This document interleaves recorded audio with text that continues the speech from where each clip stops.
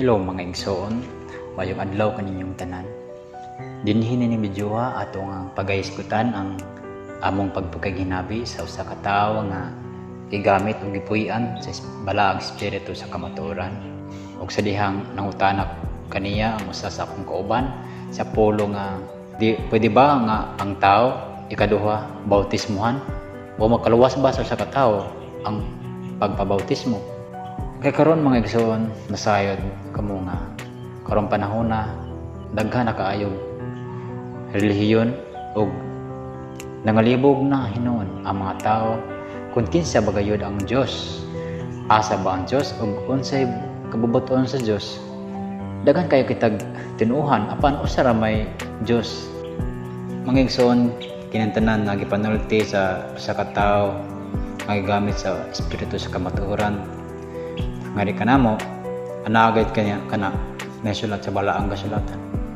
Ug ayon lang kamo kalibog og katingala kon magsulti kini siya og pulo nga anak kamo ug kanako kay ang espiritu na nayana ang migamit sa iyang kasing-kasing.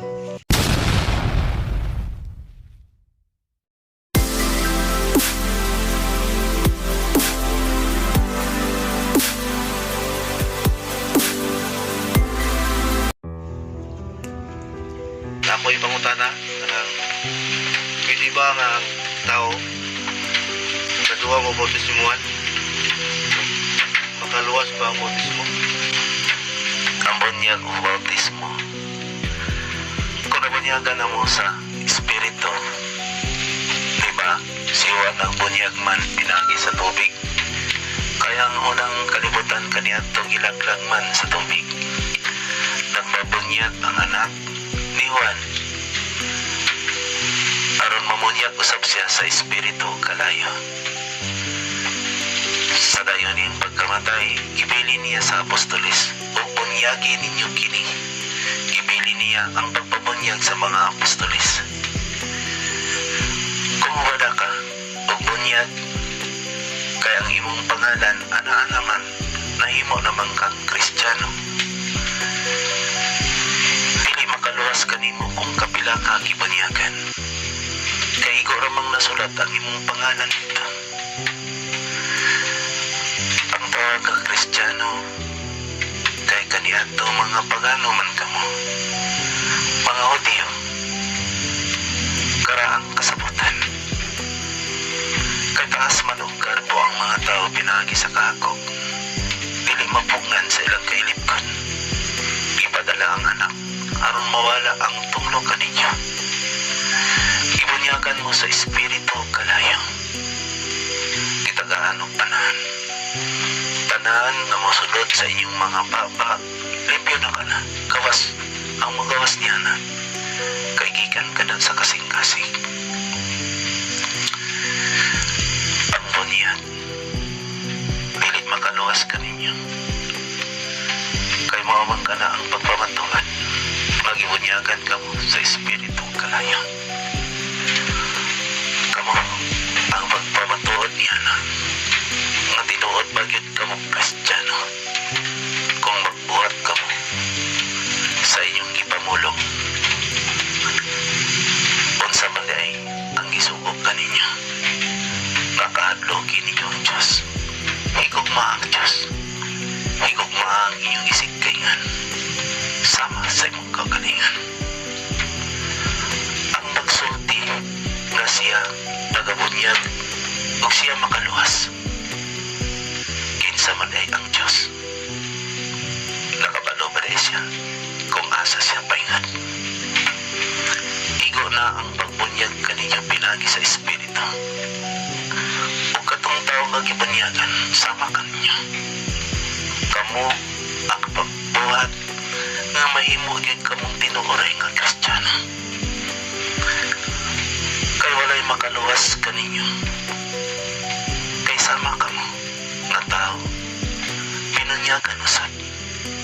Ang inyo lamang kaakuhan pagtudlo sa kamatuoran. Kay mao kanay makahatag kaninyo og kagawasan. Ang tao nga nag-ingon nga dili ka po kanako kay magbunyag ako, balhin ka po.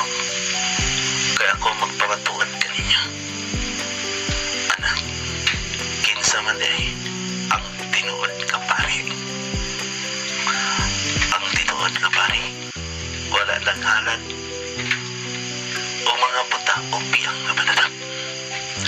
Wala nagasulti o tawanan na siya ang makaluwas, kundili siya ang nag-antas, siya ang nagsakripisyo, siya ang nagpatulo sa dako. Nan karon, kung ang taong nagsulti kaninyo na siya makaluwas, nagsakripisyo ba siya alang kaninyo? Nagpakamatay ba siya sa cross aron luwason kamo? Unsa man ang iyang prueba, ang iyang ipamatuan na makaluwas siya kanimo? Sa iya ng pagingan nga to kay bunyagan ko kamo. Anak, ang bunyag mo lamang ka na ang pagpakatao, apan ang kamatayan ana niya ang kaluwasan. Pagkabanaw, unsa ang pagkabanaw ninyo gikan sa inyong pagkamatay?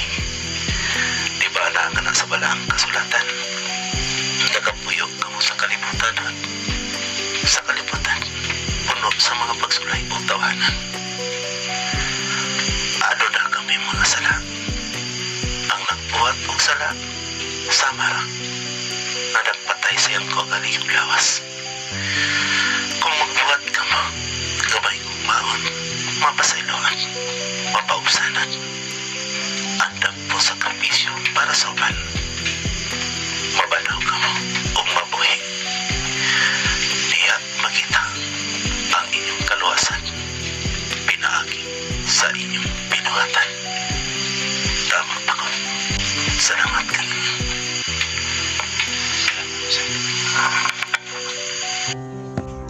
Mga igsoon, aron dili kamo maglibog ining mga pulunga, mahimo kamo mong bisita sa uban kong mga videos, ilabi na sa akong pagpamatuod aron masabtan ninyo kining tanan.